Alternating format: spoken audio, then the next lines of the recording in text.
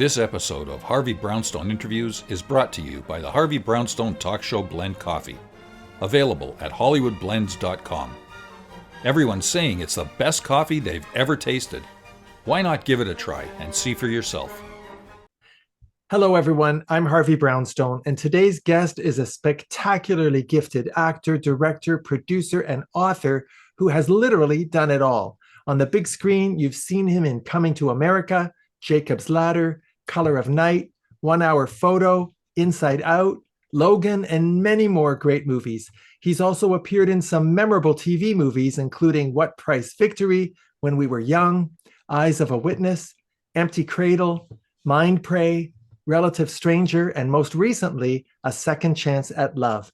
He's also appeared in dozens of TV shows, including LA Law, The Human Factor, A Gifted Man, and Under the Dome. But there can be no doubt that he is best known for his iconic portrayal of Dr. Peter Benton on the groundbreaking medical drama ER, for which he was nominated for 3 Emmy Awards, a Golden Globe Award, and 3 Online Film and Television Association Awards for Best Supporting Actor in a Drama Series. He was also nominated for 9 NAACP Image Awards, and he won 3 times. He and his fellow ER cast members were also nominated 6 times for a Screen Actors Guild Award for Best Performance by an Ensemble, and they won 3 times. Starting in the mid-90s, our guest began a distinguished career as a director, bringing us movies like Rebound, The Legend of Earl the Goat Manigault, Crazy as Hell, and Notes from Dad, as well as episodes from TV shows including Soul Food, Without a Trace, Law and Order SVU, Madam Secretary, The Night Shift, ER, and 21 episodes of Chicago PD, for which he also was the executive producer for 69 episodes. And if all of that weren't enough, our guest is also a critically acclaimed author. He's written 3 novels in the Martyr Maker series, Laws of Depravity, Laws of Wrath, and Laws of Annihilation. And he also wrote an unforgettable episode of The Twilight Zone called Memphis, which he also directed. I'm delighted to welcome the brilliant Eriq La Salle to our show. Eriq, thank you so much for being here. Well, thank you. I think I should probably end it now. I don't know how to top all of that. So that was the climax. So I'm good. Thank you. Goodbye. No way. We're just starting. You know, when you first started out as an actor, you worked in the theater. You were in Henry V, in Shakespeare in the Park, and you appeared on Broadway in Death and the King's Horseman way back in 1987. What made you decide to move on from the stage and pursue a career in movies and television? I don't think it's so much a decision. You make a decision, you want to be an actor. And when you make that decision, you want to work. You want to do good work. So my training was in theater. I had a classical training, which was awesome. But it was always about working. So when I first got out of college, the first thing I did was Shakespeare in the Park. So that was great. That was followed by a B movie. That was followed by appearances on soap operas.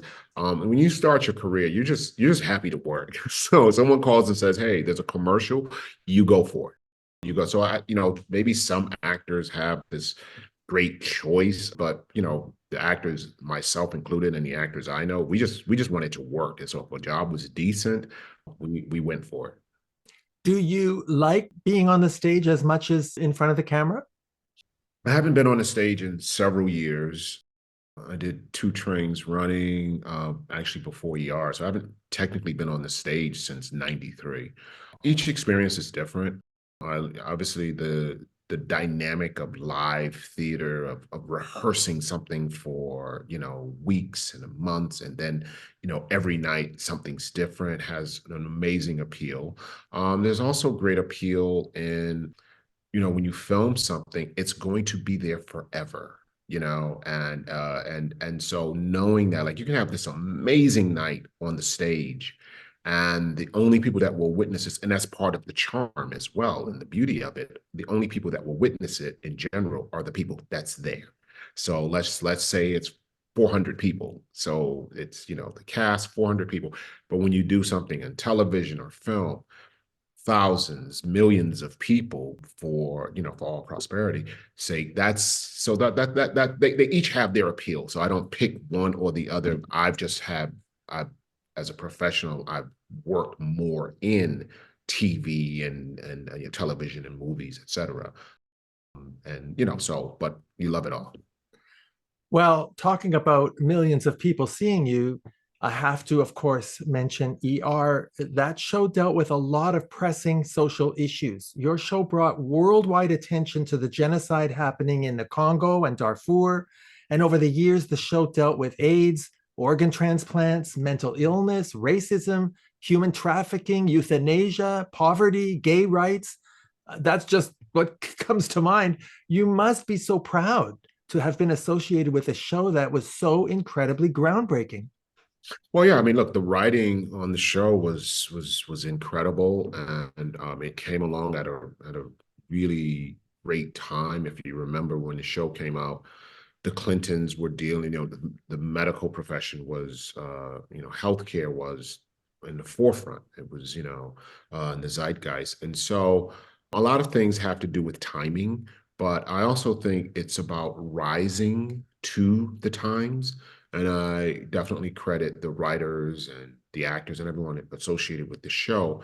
We were able to rise to the time, to the demands of the time, and deal with some very topical things, to deal with some uncomfortable things, to deal with some things in ways that hadn't necessarily been dealt with. So you're definitely honored to feel like you're at some forefront of something. And it was great entertainment too. It wasn't just this preachy, thing, but it had that. And so it was really the timing and the talent and the convergence and the intersections that all of this stuff came together at the right time. Well, one of the things I loved about ER was that, in my opinion, Eriq, it was one of the first shows that really respected the audience's intelligence. You rarely ever explained the medicine. You knew we could figure it out. You know what I mean? Right. Yes, that's amazing storytelling. And that's so astute that you picked up on it, because that was one of the things we were really proud of. Like, we didn't talk down to the audience.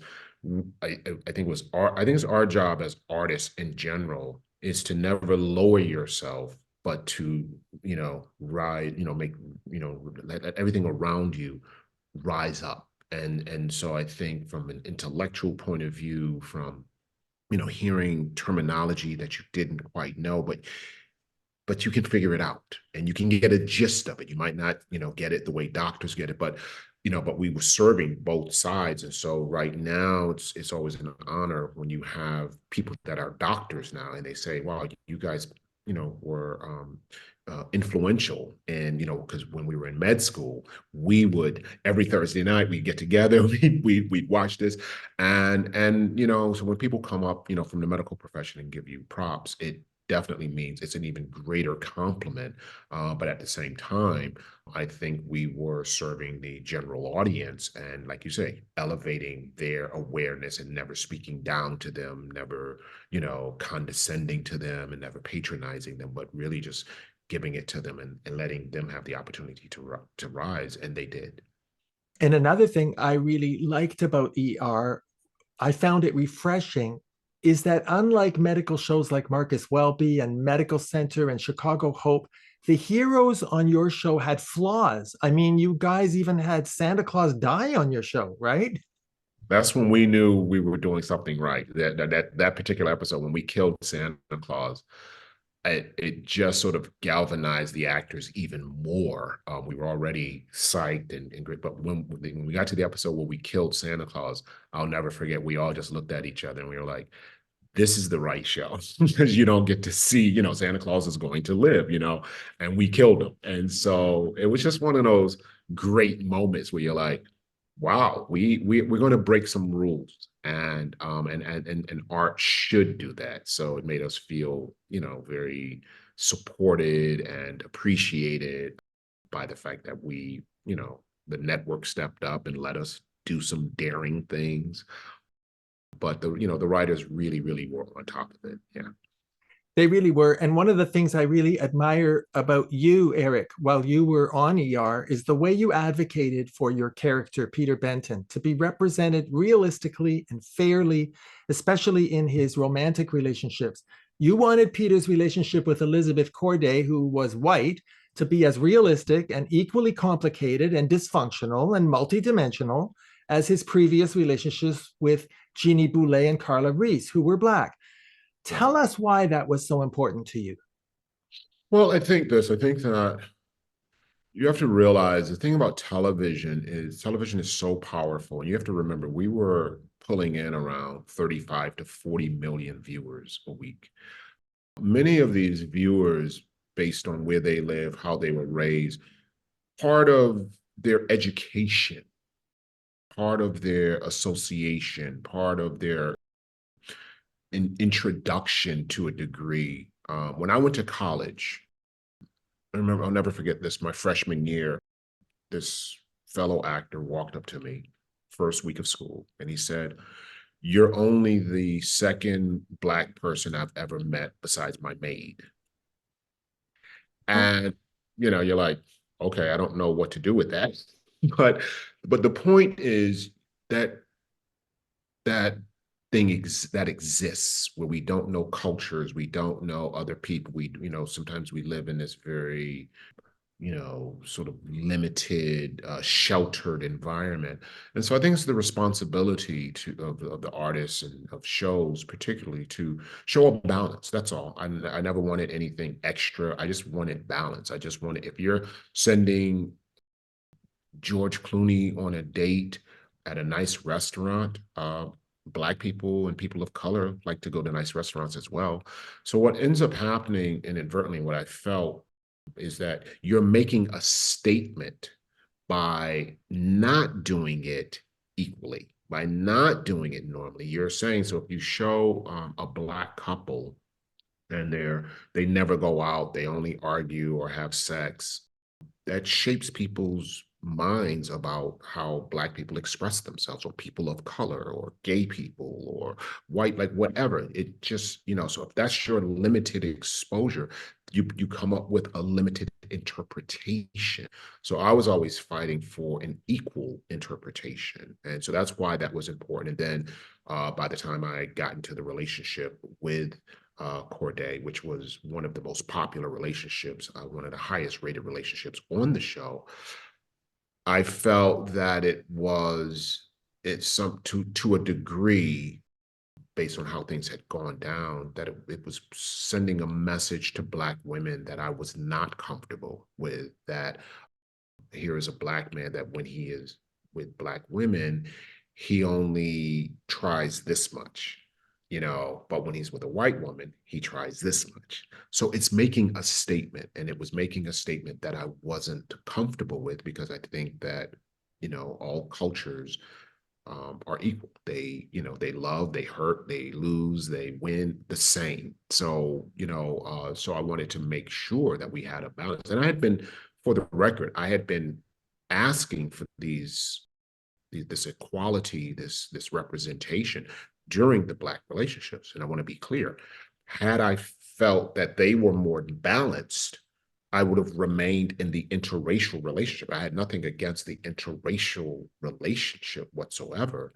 I had issues with the fact that the Black on Black relationships were depicted in such a narrow, myopic way. And yet now my relationship with a white woman was, I'm laughing, I'm doing adventurous stuff, we're having fun, I'm being affectionate, I'm doing all of these things that you did not allow me as a Black man to exhibit and to share with Black women.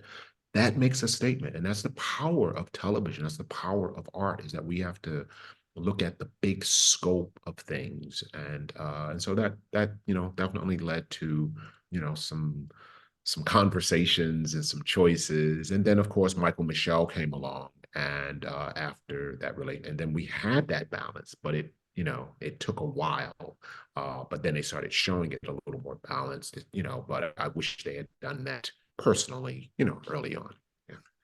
Yeah, it just seems so obvious to me. How receptive were the show's producers and writers to your concerns and your input about your character's story arc, or the way your character was portrayed? Well, look, I think it was, you have to realize there's a lot of, sometimes when we ask questions, there's no sort of simple answer because you have to take into account a lot of mitigating factors. You have to take into account where we were as a society at that time and what was happening in the 90s. It was, it's very different. And so as far as being receptive, I think it was, like I said, I think part of it was it was my responsibility to educate to a degree. And what I mean by that is just simply reminding the education is just a reminder that, hey, what they do, we do. We're not asking for, you know what I mean? But there are certain things that one has to be sensitive and aware of just because of history. And so what's going on in society at any given point. So those are all the things. So, I think it was like, but I want to be clear because all actors to a degree feel that. I mean, there were concerns that George had about his character. There were concerns that Noah had about his character, that Juliana had about her character. So, you know, Juliana's issues might be more female centric.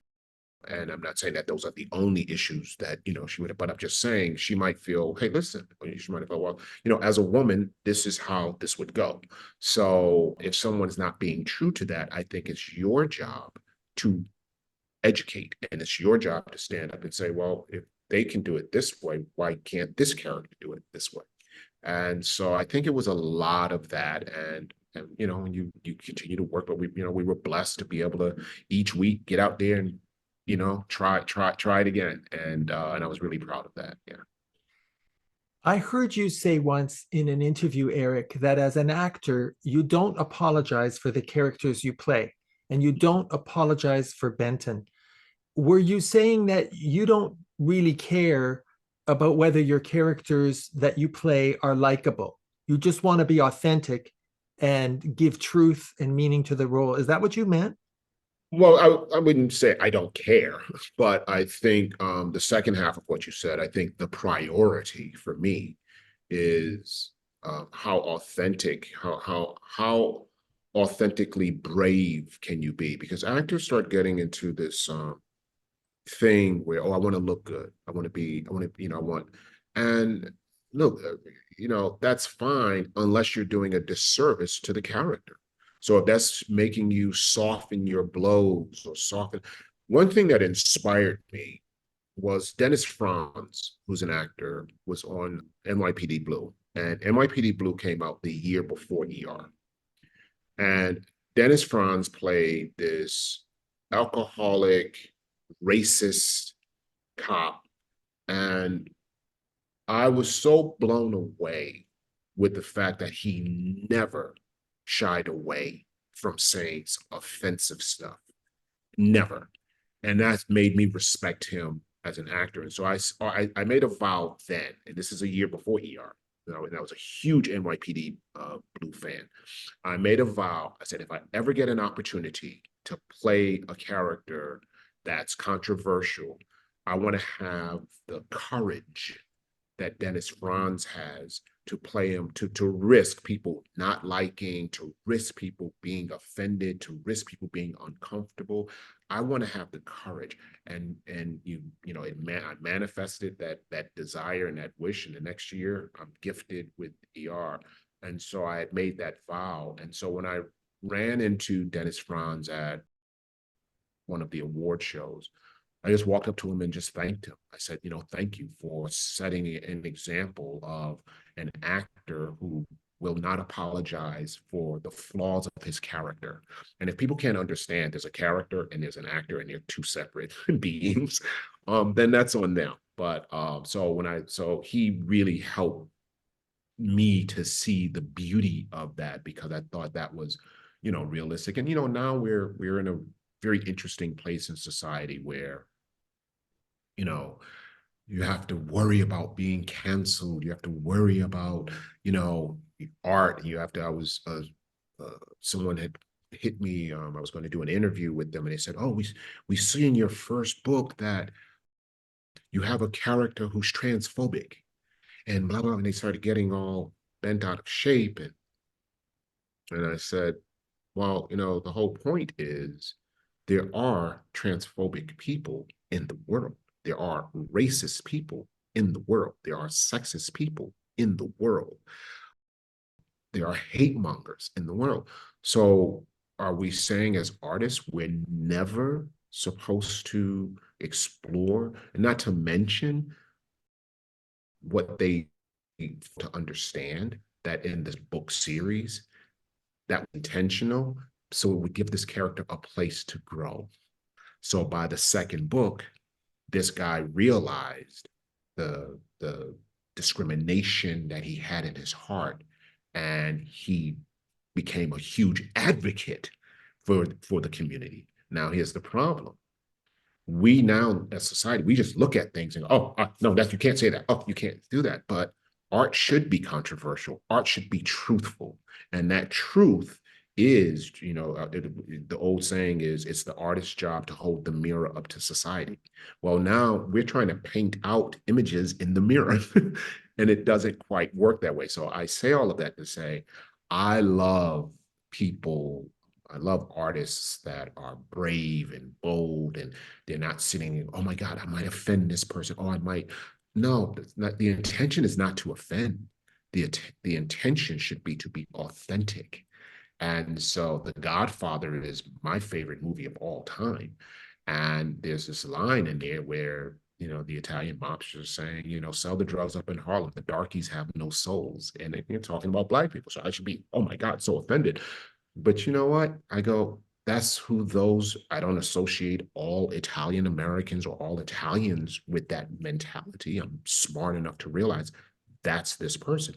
That person in this world of gangsters, this is how he feels about this group of people. I'm not offended. How can I be offended by the truth?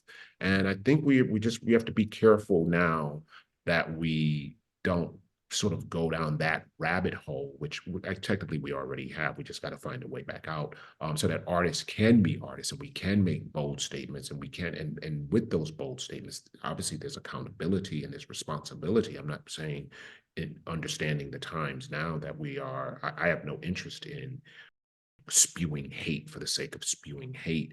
But one of my books, deals with white supremacists. But it's my job as an artist is to try to humanize them, and not just be, oh my God, I hate them or whatever. They don't represent my core beliefs. They don't represent mine. But it's my job as an artist to expose that as truthfully to people, so we can then have meaningful conversations. So I think that, all of that, from the 90s, but Benton, the character of Benton, put me on that road of saying, I will not apologize for the characters I play. I will not apologize for the art I try to create. I will not apologize. You might not respond to it. You may be even made uncomfortable by it. Not my intention. That's your choice. That's how you were raised. That's how, your influences.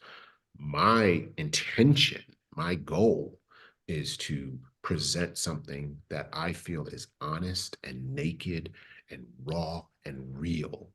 If you can't handle that, or you choose not, that's your choice. But I should be allowed as an artist to explore these things that maybe, oh, why do I want to talk about sexism? Well, you might not want to, but that's not going to make it go away. You might not want to talk about racism. It's not going to make it go away. You might not want to talk about homophobia. It's not going to make it go away. And we don't all see it the same way. So that's the power to me of great shows and great characters, like ER. And you got to realize this was happening in the 90s. But I still think that same power has amazing benefits right now, even in cancel culture, and even as fragile as we as a society seem to be moving towards. I still think art wins. I still believe in that. Yeah. Oh, so do I. And I love the fact that you focus on truth and authenticity. And now I don't know if you're aware of this, but before I retired and started this show, I was a family and criminal court judge for 26 years. Did you know that? No, not at all. No. Well, I say that because your character, Dr. Peter Benton, was of particular interest to me because of the custody battle he went through.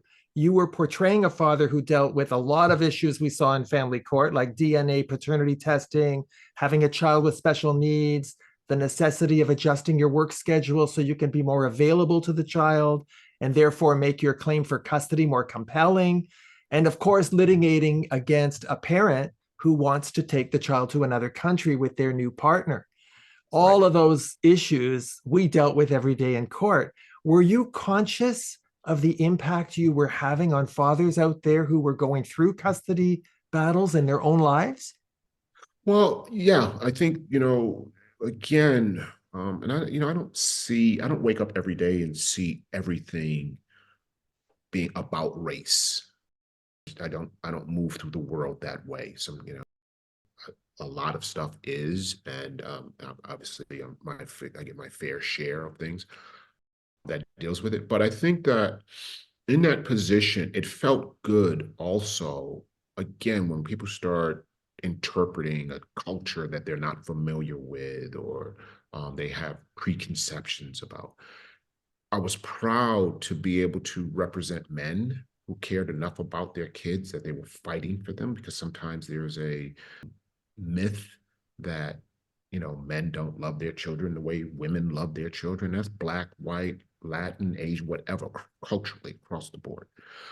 So I was honored to portray a character who, regardless of race, fought the good fight, was willing to fight the good fight. I was then, of course, especially honored and especially pleased with the fact that, as an African American man, that it resonated even greater to combat the stereotypes that specifically Black men don't hang around, or you know what I mean? So here's a guy that's fighting for the love of his child and fighting for the safety and welfare of his child. So I was honored to play that for both sides. Like I said, even if you take race out of it and just say, as a man, you see this guy loves his son. He's gonna do the whatever. He loves his career, and at some point, the love of his child won over. So he changed everything, and that's ultimately why my character left, was to go to a place where I can have more time with my child. And so I think that sends a really cool, positive, strong message. There are thousands and millions of fathers out there. That's just who they are. And so maybe they might not be always represented properly. So knowing that a white single father can look at my character and say, go ahead, that's what I did. That's how I fight for my child. To have an African American man look at me and say, yes, thank you, because we do care. We do love the same way other cultures love. So those are, you talk about the perks of the industry and the perks of being an artist. That's when you know you're doing it right, because you do get a chance to touch people. Well, you certainly did. I didn't even consider the race issue because, as a judge, I can tell you, as a retired judge, I saw no difference between the races or economic level or really any cultural level in terms of parenting skills or commitment to the children or the degree of love. To me, it was never ever apparent that there was any difference between the races at all. Now, interestingly, Dr. Peter Benton was named the number 10 top TV dad by Social Tech Pop in 2011, but Entertainment Weekly magazine included Dr. Benton in their list of the 21 most annoying TV characters ever. What did you make of that? I was shocked. Well, I mean, I don't always read that kind of stuff, but again, I'm okay with, listen, you do your truth. Some people are going to respond to it, some people are not. So, I responded to the fact that, you know, Benton was even when people were not always on his side, it was always such a hugely popular character. So even if he's just when and I think some of it had to do with Just as you start liking him, he'll do something to make you dislike him. Just as you start disliking him, he'll do something that makes you like him. Now, when you step back as an actor and you say, this show is successful, I'm going to be doing it for many years. I don't want to be predictable. Well, we know how he's gonna, because he's a good guy. He's always going to do the right thing. He's always going to do it this way. We know that. That doesn't have longevity. I was on ER for 8 years, and the character was wildly popular all 8 years because you didn't quite know what you were going to get. And I think that's what we, as artists, that's what we should, strive for, is not being predictable. So I say that to say, some people are going to love them, some people are not. The healthiest thing is not to take your press either way too seriously. If people are saying you're the best thing since sliced bread, just take that in moderation. If people are saying you're the worst thing since mud, take that in moderation. Somewhere in between is the truth. So I don't get bogged down or whatever either way. I don't sit around and go, oh my God, I read this amazing review and I think I'm that, or oh man, I read this horrible review. So no, it's just like, that's your right to respond or not respond. That's your right to like or not like. So that's where I come from. Well, it's interesting that you mentioned that Dr. Benton was such a wildly popular character, because I would certainly agree with that. And I don't know if this is just my imagination, Eriq, but was there ever a time while you were on ER that you felt that because you were African American, you received less publicity than your co-stars? Because that's how I felt. Well, no, absolutely, hands down. And again, I don't. I like to lean more towards facts. I like, when you start talking about things, sometimes people talk, they don't back it up. I come from a place of, what's factual. And if you take something like, for instance, TV Guide flat out refused to put me on the cover, although they had done every cast member solo. They refused, and then they did every cast member multiple times, and it was a huge thing. And Clooney and I were ironically getting ready to. We had done a lot of research, and we realized, sadly, at that time, that TV Guide actually had more cartoon characters on their covers than they had at that time people of color, African Americans, particularly. And that's factual. That's not my opinion. That's when you go back and you look at every TV Guide cover and you say, okay, here are 60 instances where they had, and I don't know the exact number, but I'm just, but here's, an example, 60 examples or 60 times when there were cartoon characters on the cover. 7 times when there were people of color on the cover. That says something. And so we were literally just about to expose that fact. And Princess Diana was killed. And so all the media, shifted that way. I think TV Guide kind of got wind of it. And then what they did was they, without my knowledge or participation, they just grabbed a photo of me and put me on with other people so that they could then say, oh, well, he was on the cover. So, and again, that's who they were then. I have no idea who they are now. The reason I'm bringing that up is simply because you inquired. And so to answer your question, based on those type of facts, and if you would go by newsstands back then, you were hard pressed, not just me, but to see any African American on covers of magazines. That's a fact. And so I want to, a lot of times it's easy to sort of go on these tangents, but you're not backing up. I'm just dealing with the facts. So to answer your question, yes, I absolutely felt that because there were facts that supported my feeling that way. I didn't just make it up out of thin air. It's interesting because I didn't have the facts, but I am trained in evidence-based reasoning. So I very much resonate with what you're saying. And that was the feeling I got. And yet you got 9 NAACP award nominations. You won 3 times. There's no denying that you are an incredibly important role model to the Black community, but also to all of us in the way you live your life, in the dedication to your craft, and your incredible talent as an actor and an author, which we're going to get to.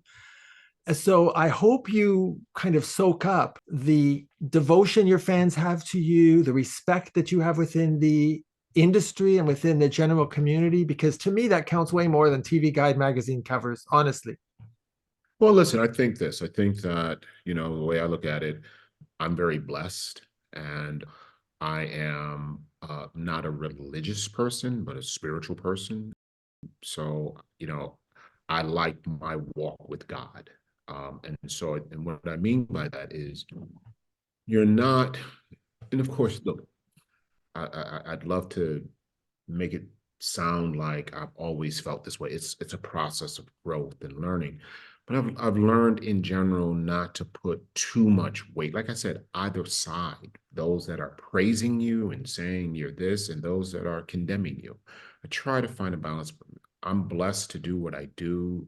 I love what I do. I've always loved what I do. I'm in love with what I do. So I don't sit around and, you know, just sort of focus on the negative or the parts that don't go my way. I feel that, you know, my relationship with God, my spirituality tells me that this is, you know, I'm not, it's not man. I'm not, you know what I mean? Like, I'm not limited to man's thoughts. I'm not limited to man's actions. I'm not limited. You know, so like I said, I'm not religious as per se, but I do believe that there's bigger stuff going on than whether I get a job, whether I get the cover of a magazine, whether I get this. Yes, it's frustrating, you know, definitely. But, you know, we live in this physical world. We live in this town. We live in this career where, of course, you want the most out of it, and you're frustrated when it doesn't happen. All artists feel that. No, I don't know that any artist feels that they got everything they feel they should deserve. Black, white, male, female, gay, straight, whatever. I think that nature of an artist is, I still feel like there's more for me, or I should have done this, I should have gotten this, I should be recognized more. That's the ego. And I'm not even saying that in a negative way, but that's just who we are as artists. So I say that to say that I keep things in perspective. I try to keep things at a very healthy perspective, so that I'm not just obsessed with, oh, I wasn't on this cover, oh, I didn't get this, oh, I didn't get that. I get to wake up every day and give it another swing. You know what I mean? I get it every day I wake up. It's another time at bat, and who knows what. And there have been some surprises where I didn't think a blessing wasn't coming, or I didn't see it in the cards, and something happened that was miraculous, or something happened that was unforeseeable, and you go, great. And then the opposite, lots of obstacles of, I think this looks great for me, this looks great, and it doesn't happen. It's just the nature, you know. But if you love what you do, and you're in love with what you do, and you get to wake up and swing again, I think you're winning, you know. That's my philosophy. I think it's a great one, and it keeps you grounded, and it keeps you humble, and it keeps you grateful, and all of that comes through. I want to ask you about your career as a director. You left ER during season 8, but you went back to direct an episode called The Family Man in the final season. You're well known, sir, to be a performance-driven director. You're an actor's director. That's your reputation when I did my homework. And I just wondered what made you decide to start directing. Well, before ER, I was doing a film. I was cast in a film alongside Michelle Pfeiffer, and Denzel Washington had originally committed to do the role, and something happened. I don't know if it was scheduled. I don't know exactly what, but when he was out, there was a mad dash to replace him. And so they ended up casting me in it, and went down to North Carolina and started filming. And it was sort of a kind of an interracial love story set back on the day that JFK was assassinated. And so I'm, doing my best. I fly my mentor, and I'm just working. I'm working my ass. So this is my big break. So it was, constantly drilled into me. So I'm doing everything right. And 2 weeks into shooting, so the director tells me, "Love what you're doing. Dailies are great." I'm like, "Great, keep on doing it." 2 weeks into 2 weeks into filming, producer comes to my apartment and says, "We're going to have to let you go because you look too young to play Michelle Pfeiffer's love interest." I was devastated, absolutely devastated, because I feel like, well, it's not because I'm screwing up. It's not because I'm partying. That's, I'm very professional. So that was never even a possibility, but it's not like it's something that I did wrong. I was doing what I felt everything right, and I was still fired. And so that's when the directing thing kicked in, because at that time, I was late 20s. At that time, I said, I don't want to spend the rest of my career, even if you're doing it right, you're at the mercy of all of these things. You're too short, you're too tall, you're too this, you're too that. So, like I said, I was devastated. I went through a week of just, depression, like, oh my God. And then, snapped out of it. And not even, I won't even say a week, just like a couple of days, because I usually give myself just a little bit of time to mourn and then move on. And so I was like, okay, now what? And after all of the emotion kind of subsided, I enrolled in filmmaking classes at the New School in New York.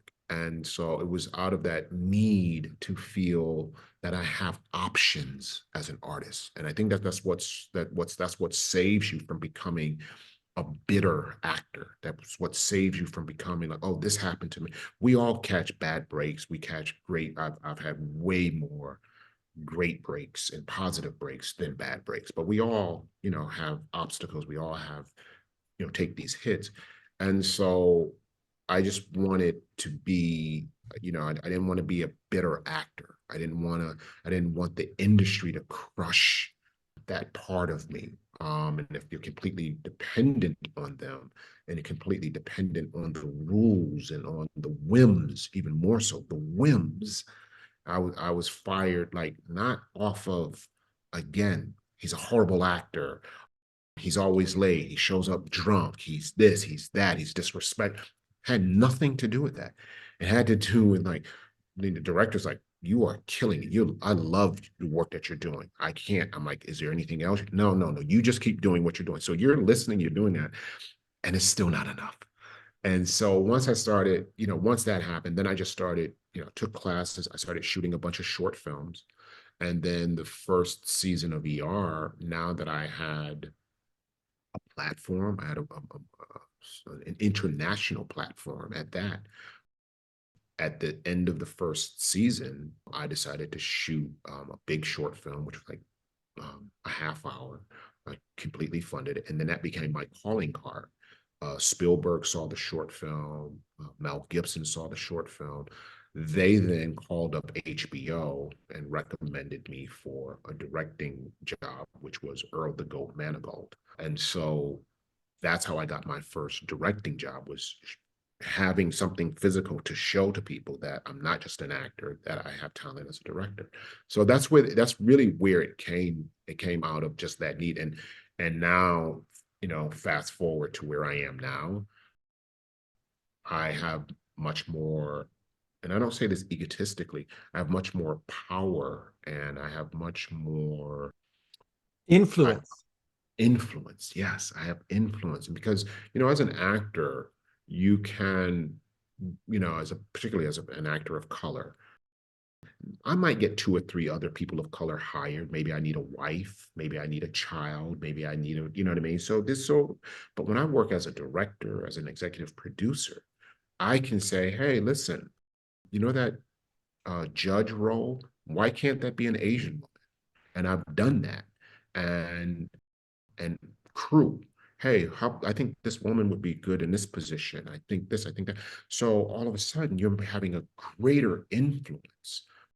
And that wasn't the initial part of my goal. I didn't have that kind of foresight, but it becomes one of the byproducts of being in the room and having an opinion that's respected. And of course, when you're a producer, and I just finished directing a new pilot for Dick Wolf on Amazon.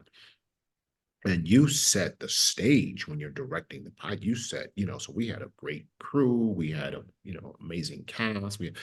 Looks very different. That's the influence. And so ironically, the tragedy that I feel that I went through, and it is tragic for an artist to lose something that they love.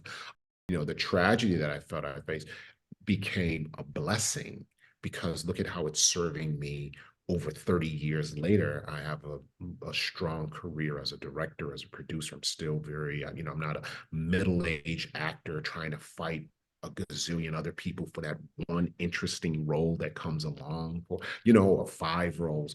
So so sometimes what you think is something bad, ultimately, depending, if you hang in there long enough, it might be good. And that was me maybe being fired from, I don't know, maybe something else would have brought me to directing, but that made it immediate. So. Absolutely. That's what you call destiny. And it also demonstrates your resilience. You did pick yourself back up and pivot and decided you were going to put another tool in your arsenal to become a director. And your very first major directing job, you directed 3 superstars, Don Cheadle, James Earl Jones, and Forrest Whitaker in Rebound, The Legend of Earl the Goat Manigault. Was it intimidating to direct these amazing actors? No.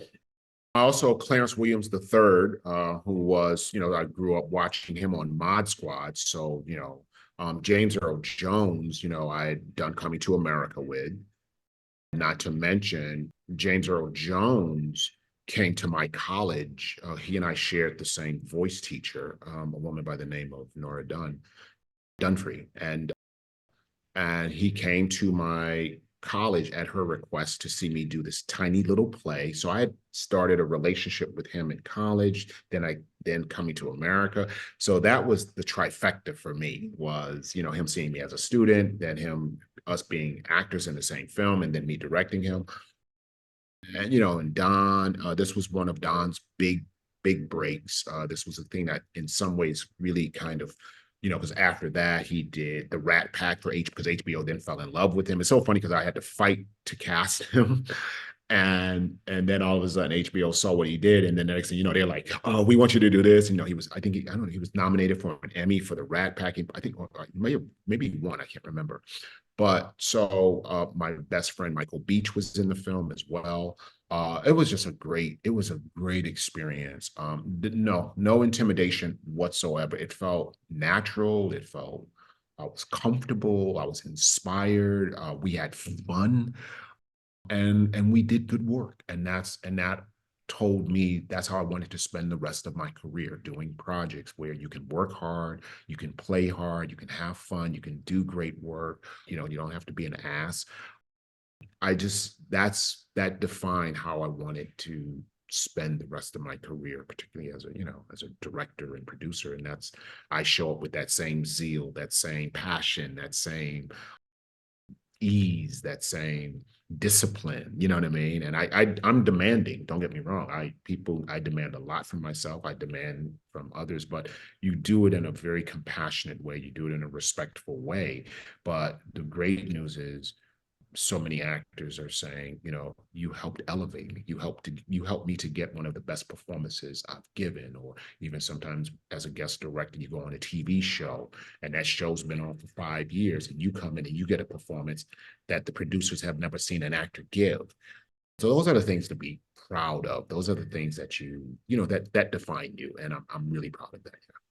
Well, as a director, you've dealt with some interesting social issues. Rebound is the true story of an ex-con reformed junkie who gets out of jail, cleans up his act, and devotes the rest of his life to mentoring the young kids of Harlem. Notes from Dad deals with budget cuts in high school music programs. At this stage of your career, Eriq, as an actor and a director, do you look for projects that address important social justice issues?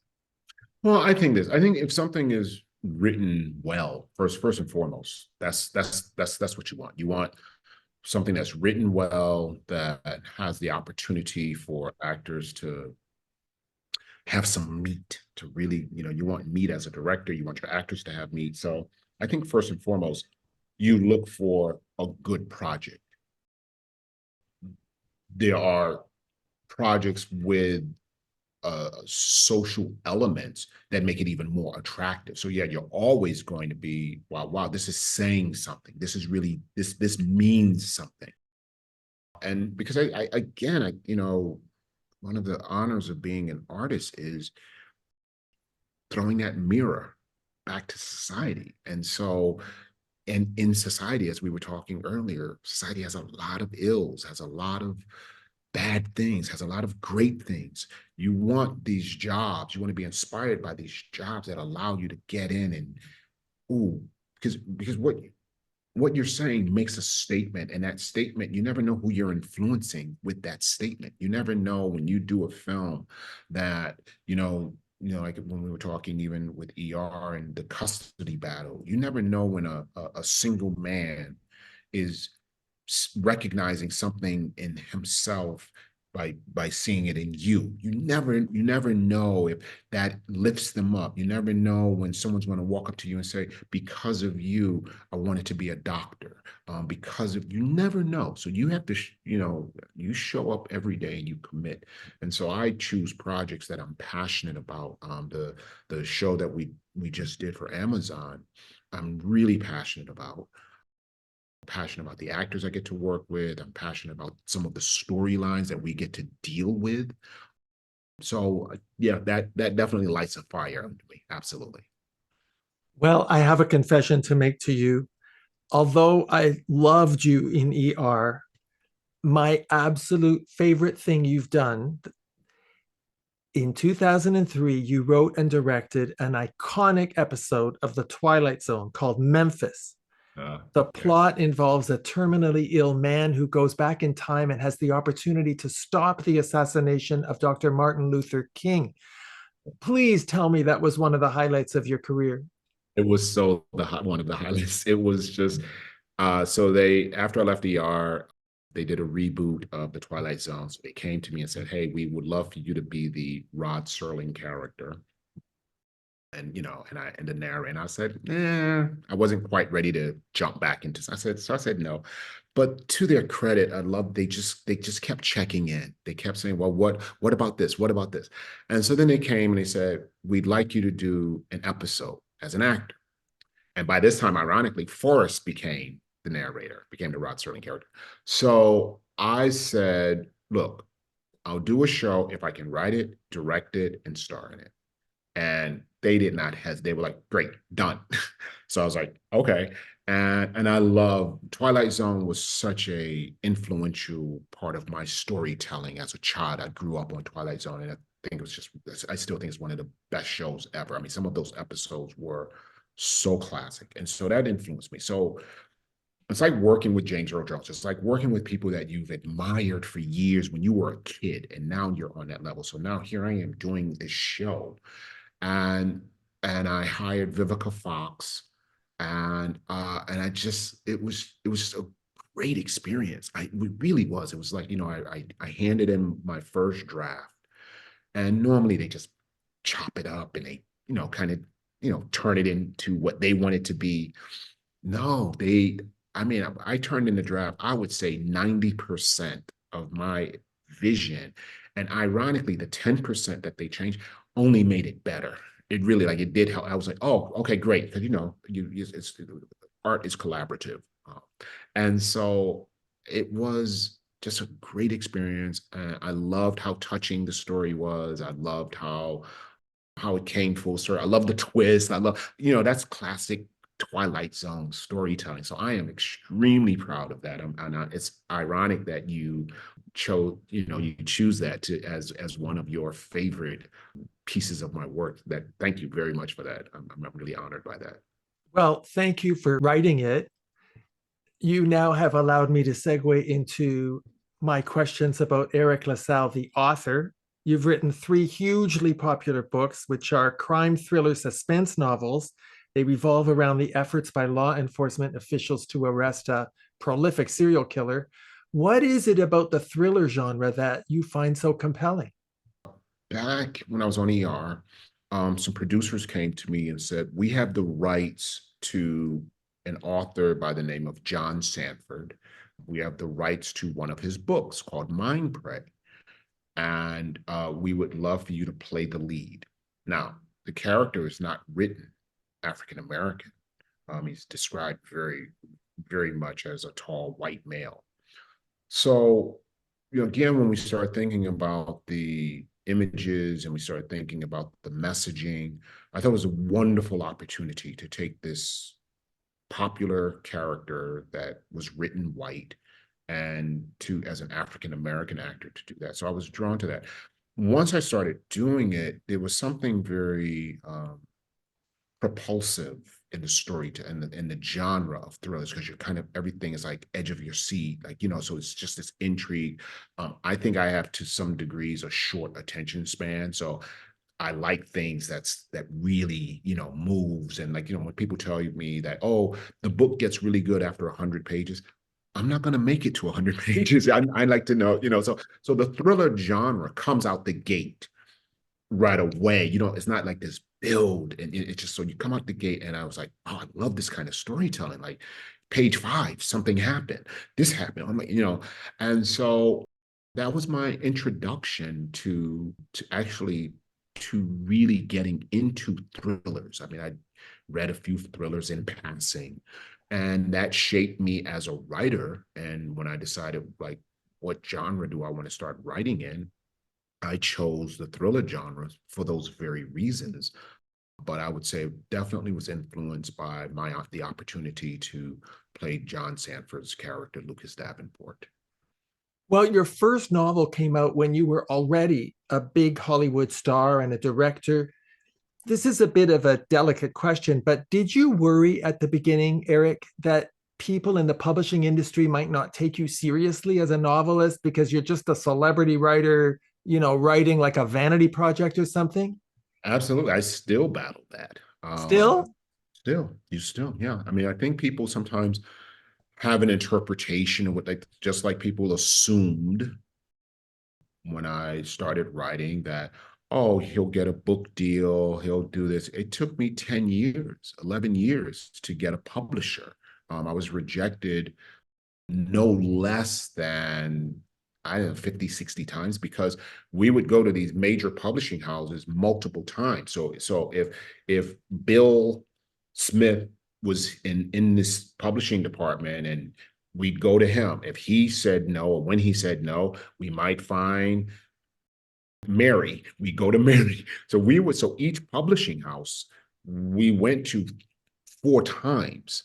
At least, right? So when you multiply that by all of the publishers, I mean, it was a lot of rejection. And so there's always an assumption. When I first started directing, originally people thought, oh, he's an actor, what will he know about? Because it wasn't as popular for actors to be directing when I started. What will he be? And then within years, and they started going, oh my God, he's a really strong director. He's a performance-driven director, and, blah, blah. But I think as an author, it's an even greater challenge. There haven't really been super successful actors that have written fiction. I'm not talking about, biographies. I'm not talking about ghostwriters. That's another thing I'm very proud of. Every word in my book comes from me. I have no one helping me. I have, you know what I mean? So yes, it was this thing that I think I still battle to a degree, getting better and better, because I do think at the end of the day, it's about the work. But I think that there are assumptions made when you do something, and if people feel you do that well, they can't comprehend you doing that well in another field. But what you have to start realizing is that those are the restrictions of your own insecurities. Those are the restrictions of your own limitations of how you see things. I happen to see greater things. And you look at the athletes, Bo Jackson, Michael Jordan, Deion Sanders. These were multiple sport athletes that excelled. So I'm that's the minority group that I want to be in. I don't want to be in the majority group who only does one thing. I want to be like, well, there are a few people that can do that. So I'm, definitely I still, push it, but I don't know of one specifically, and I'm not going to say that they don't exist, but I'm striving for something that either has not been done or has rarely been done, which is to have a very successful acting career, a very successful directing career, a very successful producing career, and then a very successful author career, and then put all of those together. So there might be people out there that have done it, like Steve Martin, for instance, wrote Shop Girl, and then it was turned into a movie, but he didn't direct it. So I'm not taking anything away from. I'm just simply saying to have that sort of trifecta or quadfecta, of things. It's either non-existent or very, very small. I can't name anyone. So that's the company that I want to be in. That's what I strive. So even when people doubt, and say, oh, well, you're an actor, you're a director, you can't, and then all of a sudden they start reading and going, oh my God, this is actually really good. That's the challenge that I wake up in the morning excited about, and live my life excited about. Well, you are definitely on your way. If you're not already there, you are very close to being at the top of the mountain. I've heard you say that writing is the most gratifying torture you can endure. I'm wondering, is that because it's such an lonely endeavor? It's so insulated? Yes, yes. That's what makes it torture? Well, it's what makes it torture is you have no control, ultimately. The only thing you control is showing up every day. The only thing you control is getting up in the morning and writing, or late at night, or whenever. That's the only thing. You don't control the outcome. You don't control the inspiration. And this torture is because I can have a weekend or a holiday where I have nothing to do but write, nothing. Great. You get up early, open up your laptop, nothing. All day, nothing. Then you flip that. I can be on my way to set at 7 in the morning. I get up at 4. Everything's just coming. And well, I wish I had another hour, but I got to get to set. You don't control it. So that's the frustrating part, because and listen, there are writers, you take the Stephen Kings of the world, you get the seasoned writers that they're going to get their 1,000 words a day, or they're going to get their 5 pages a day, or their 3 pages, whatever. They said those are the ones that they have it down. They have the mechanics of it down. I work very spontaneously. I'm what's called in the writing world a pantser, which I hadn't heard, which means there are planners and pantsers. Planners are the writers that index cards, they do an outline, they know. Then there are the pantsers who fly by the seat of their pants. And they kind of, what do I feel? Where's this going? I don't have. So I'm that, and it keeps things very fresh, but it can be also very frustrating because I don't even have an index card to go back to and say, okay, today you're just working on this. So yeah, it's an interesting challenge, and I'm here for it. I feel blessed to do it. And you're right. It is every day it gets closer and closer to my dreams coming to full fruition in the way that I envisioned it. But right now, I'm also enjoying the journey of seeing the growth and seeing the people that even say, I don't read thrillers normally, but your books have such great character development, and your thriller has a great love story in it, and it's different, and so that's a part of the journey, which is you want to enjoy the journey. You don't want to, like, it's not, the goal is one thing, but if you only focus on the goal, you're missing these great moments, and when people are touched, and when people are getting something that they don't normally get, and you're a part of that, you got to enjoy that. So that's where I am now, and every day, like you say, it gets bigger and closer and more converts and more fans and more people that appreciate it. And you read that stuff. Sometimes you read reviews, you read what people say. And like I say, I don't get preoccupied, good or bad, but it is beautiful when people get what you were going for. And when they say stuff like, well, these thrillers are so well-rounded and the characters are just so deep and interesting and flawed and all of these things, you go, that you feel great. You feel lifted because that's what you're going for. So that's what I'm going to continue to strive for. Well, I think it's more than that, Eriq. Your writing has a very visual quality to it. Your descriptive paragraphs have a cinematic quality to them.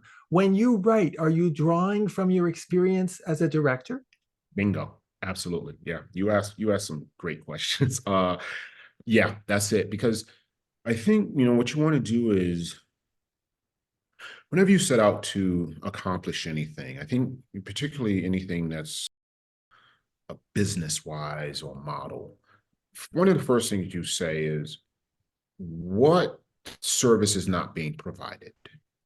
So because that's how I will distinguish myself. Because if everybody is serving oranges, I want to get into the business to serve apples. So I want to find, if I can't find the most exotic orange on the planet or in the universe, then I want to go to do something different, so that, because at some point that's an oversaturated market. Oranges. But all of a sudden people start going, well, I appreciate this type of fruit as well. And so there was an opportunity for me to, coming into this genre, was to add a cinematic quality, so that as you're reading it, I'm heavily influenced. My first book, Laws of Depravity, is influenced by the movie Seven, which happens to be one of my favorite movies. And you have Brad Pitt and Morgan Freeman, so you have the salt and pepper team. Well, my two detectives in my story are salt and pepper. They're the same age, but one is African American, the other is Irish Italian American. Then we throw in a female half Jewish FBI agent. So, but it was heavily influenced by Seven. It's heavily influenced. Purposely, intentionally, I use the influence of film to give my books a pulse, to give the visuals, to put you there, to make you see it, to feel it. And that's been hugely successful for me. And people do say your writing is very cinematic. I can really see these scenes. I can, it kept me up all night. So it's like, so I'm not insulted if people say it felt like I was watching a movie. I'm not insulted at all, because that's ultimately the goal, is to turn the franchise into a, streaming service project or movies. So I'm complimented when people go like, oh my God, it's so cinematic. I could see, I could feel it, I could smell it, I could taste the food that because I'll describe food, because I love food. I'll describe food in such detail. And sometimes people will be like, oh my God, I got so hungry just reading that chapter. So those are the things that that really matter to me. And the last thing I'll say about that as well is that I do feel that, how often do you hear when a book is turned into a movie, oh, the book was much better. The book was much better. And I think that's because authors write these books, they sell them for a lot of money, and I'm not hating on that at all. But then you turn it over. So your projects are your babies. So it's the same mentality. It's like, I'm going to help create this baby, but I'm going to turn it over to someone else, and hope that they raise that baby with my morals, with my emphasis, with my ethics. No, they're going to raise that baby. And so there's a disconnect. So by the time you turn it over, it goes through the studio system. People give notes, people do this because they're coming from a different point of view. Their needs are different than your needs were. So I want to be the bridge of both worlds, which I love because I'm in the author world, I'm in the cinematic world. And so I want to be one of those few links that when you read a book and you see the movie or the streaming version of it, you go, that was it was raised by the same father. You know what I mean? So the same father that raised the book is the same father that raised the movie or the streaming service. So that's what's important to me. And I think I have an opportunity to do that because again, there aren't that many people doing it. No, there aren't. I want to ask you about your latest book, Laws of Annihilation. Besides being a nail-biting, edge of your seat suspense thriller, it's very profound because it deals with tensions between the African American community and the Jewish community. And there are efforts by white supremacists to pit both communities against each other. And clearly, you made a decision as the author not to take sides and to remain neutral. Am I right? Yes, absolutely. Right. Because that's your job as an artist. Listen, you can have your opinion about whatever, but I want well-rounded characters. I let the audience choose what side they favor. It's okay if you favor a side that I don't like. It's okay if you favor the side. My job is to make these characters credible. My job is to make the situations as believable as possible. So I learned something, when I was in college, studying acting. One of the first things we were taught is don't judge your characters. And so that's been influential in my storytelling across the board. Don't judge your characters. That helped me obviously with Peter Benton. It's helped me my entire career. When I became a director, the same thing. Now as an author, I have that same opportunity to write these interesting characters, very different from my lifestyle. It's a lot of times counterproductive to the things I believe and the antithesis of my core belief. But I'm going to create a three-dimensional character that you can relate to. You can decide whether I'm not going to even tell you whether or not you should hate or whether you should love. It's just my job to tell the story. And so I have that, and this was a very, very difficult subject matter because it deals so much with hate and what you look at what was going on in the world when the book came out in October, literally, and you had the October 7th incident. So it deals a lot with anti-Semitism. It deals a lot with discrimination against the African American community, the Muslim community. But one of the themes is that we are also filled with hate and suspicion and xenophobia that a third party can easily come in and manipulate that against us and lead to our own destruction. Let me tell you something. If aliens came down tomorrow and started attacking this planet, you would see white supremacists working right along with people of color for survival if they needed that. You know what I mean? So all of a sudden now we find our common cause is survival. And so that trumps my personal feelings against you. So I think when you put it in that perspective, it's just very interesting. So yeah, so it was really, really interesting, edgy, gritty story. But at the center of it also, it's a woman finding her spirituality. It's a journey. It's about a woman, as each book does. It's not just, my books are different as thrillers. Most thrillers are, will the good guy catch the bad guy? Well, 99% of the time, we know they will. That's the nature of my books. That is obviously a part of it, but some of the other additional elements is, will they lose their soul in the process? of chasing after the bad guy. So it's not just will they solve the crime, it's will they keep themselves intact because I put such obstacles in their way that maybe they'll do that, but it might be at the cost of losing a piece of their soul or a part of gaining their soul. So there's a mystery within that. And that's what keeps you sort of on the edge of your seat. So you're like, uh-oh, he got close to catching the bad guy, but I'm also more concerned about their welfare and, how are they going to survive? And that's made for some, I think, much more interesting feedback and responses to my writing because they get caught up in characters. The first book, people were rooting for the quote unquote bad guy. They were like, I know he's a bad guy, but he's killing pedophiles, he's killing charlatans, he's killing bad, and these are all priests that are, pretending to be righteous. And people were literally like, I'm not condoning murder, but I kind of side with the bad guy here. So there are those, so that again, so it's not just about will the good guy catch the bad guy, it's how do you feel as a reader going in on this interesting journey? And that's where I think some of the strength of my writing really, really shines and really comes through. Have any of the characters in your books ever surprised you? Yes.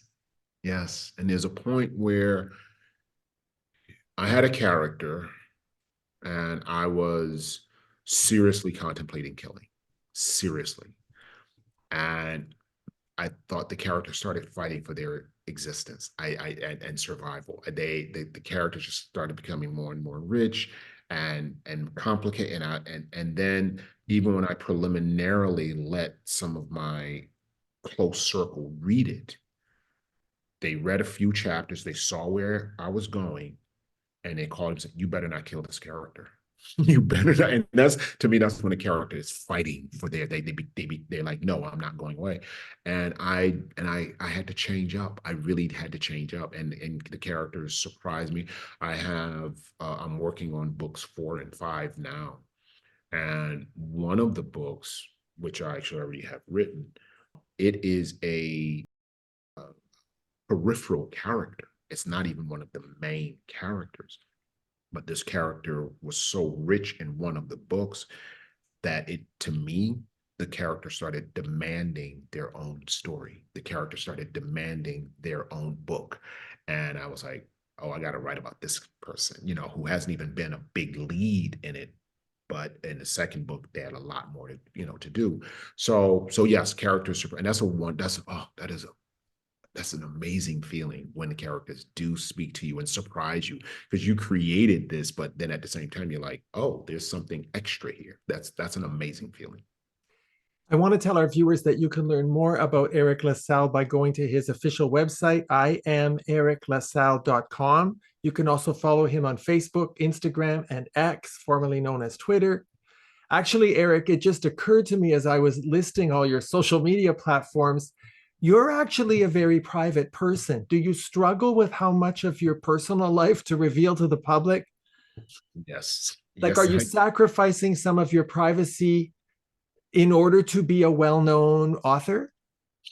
Yes. And like I said earlier, you ask questions that most don't. I love your questions. I really do. Oh, thank you so much. That means the world to me. Oh, really? And that is a thing. You have to realize that I wrote my first book in 2012. Well, it was released in 2012. So obviously I started writing in 2011. And that's when I joined Twitter. That's when I joined Instagram, because I knew, you have to create this platform. But at the same time, I'm very private, and I'm like, I don't want everybody up in my business. You know what I mean? And so, but you go, well, what's most important? So I have definitely made concessions. I've definitely given up more privacy than I would like. And that's neither a bad thing necessarily or good. It is what it is. But I would like to see you be relevant based on the work. Exactly. As your fan, That's what I want for you. But no matter how big, I mean, listen, Stephen King is on social media. I mean, these are people, James Patterson, these are people that clearly are super, super successful and don't necessarily need to do any, but look, social media is a necessary evil. It is what it is. I've stopped fighting, but I maintain still privacy. I maintain my privacy, but I've given up more a degree just by being on social media, having to post things. My assistants, like, okay, and I'm like, okay, I don't want to show too much of my house. I don't want to show too much. I'm not going to be that guy that's going to be taking pictures and video of my meals. Like this is private. Like I love being in the moment. And I think social media is all about documenting the moment. Therefore, you're not really in the moment. So yeah, I've made sacrifices, as many people have, and it's really about the balance. It's amazing that you picked up on that. That blows me away, really does. Well, that means the world to me. It's been an enormous privilege having this chance to meet you and talk with you about your amazing career. You are, to me, you're at the top of the mountain, but I can see what's coming. You're going to make movies out of every single book. You're going to write the story, which you've already done. You're going to direct it. You're going to produce it. You're going to be your own empire, and nobody could be prouder of you than me. Thank you so much for taking the time to appear on our show. Oh, thank you. It was awesome. Best interview I've had in a long time. So thank you for your homework, your integrity, your amazing, amazing questions. It really, really makes a difference. A lot of times you do these things and people ask you the same surfacey questions over and over. And so this has just been truly one of the most refreshing interviews I've had in recent memory. So thank you truly for that. I really appreciate it. Thank you so much for saying that. I can tell you that you, sir, are a very refreshing guest to interview. You are so articulate. You're such a master communicator, and you're mega talented. Thank you again so very much. Thank you. It was a pleasure, and I'd love to come back some other time as well. You're welcome anytime. Our guest has been the mega talented, multi-award winning actor, director, producer, and author, Eriq La Salle. My name is Harvey Brownstone. Thank you to my producer, Steve Silver, my director of programming, Deborah Batsafin, my production assistants, Rosa Puzo and Robert Monaghan, my PR directors, Eileen Shapiro and Jimmy Starr, and my entire team at the XPTV1 network in the UK. Thank you all for joining us. See you next time. Thanks for watching. Be sure to check out all the great interviews on the Harvey Brownstone Interviews YouTube channel. Don't forget to subscribe and ring the bell to be notified when new videos are posted.